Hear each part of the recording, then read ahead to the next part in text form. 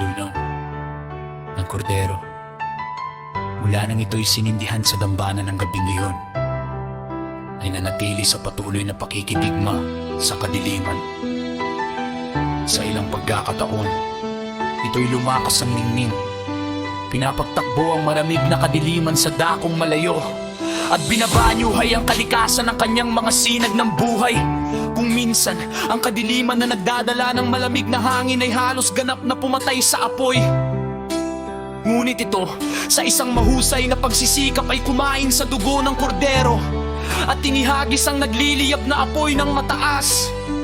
Binabaha ang lahat ng bagay sa paligid nito ng liwanag at init. Ang hidwaan sa pagitan ng liwanag ipinanganak mula sa sakripisyo at ng kadiliman ng gabing iyon ay nagbunyag sa mga tapat ng sansinukob ng maraming mahahalagang aral, mga katotohanang magsasakop sa kanilang mga isipan sa lahat ng kawalang hanggan sa apoy na iyon. Maging ito ay nagliliyab sa kanyang ningning o ito'y hinahagupit ng mga hangin ng gabi. Nakita ng mga tapatang isang paglalarawan ng salibong taong hidwaan sa pagitan ng mabuti at masama. Isang hidwaang ang pansamantalang pagtigil ay magpapatuloy hanggang sa walang hanggang bukang liwayway.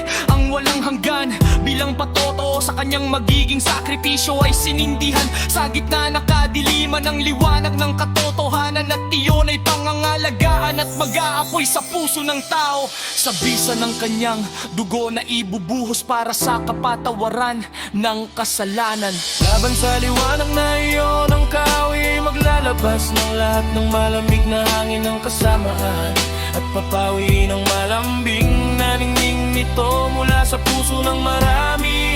Ilan ang mawawala sa pagtatakwil sa liwanag ng banal na kapatawaran, at malalagay sa ilalim ng kadiliman ng madilim na gabi.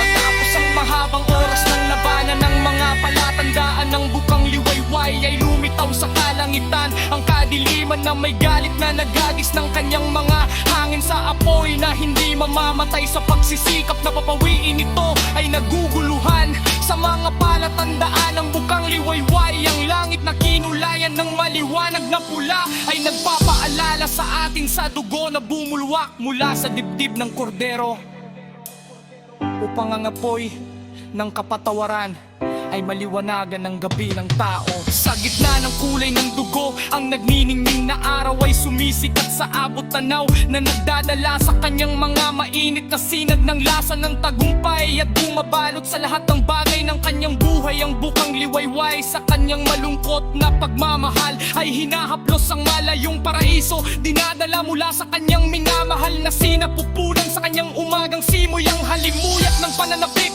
sa isang mensahe ng kaaliwan at pag-asa para sa mga nagdurusa na mga nilalang ng libis ng kamatayan, naliligo sa mainit na sinag at sa simoy ng pag-asa. Ang mag-asawa ay nagigising sa isa pang sabat na ang simbolismo ay tumutukoy sa kapahingahan sa kaharian ng Yaamawa, sa katapusan ng mahusay na hidwaan sa pagitan ng liwanag at kadiliman.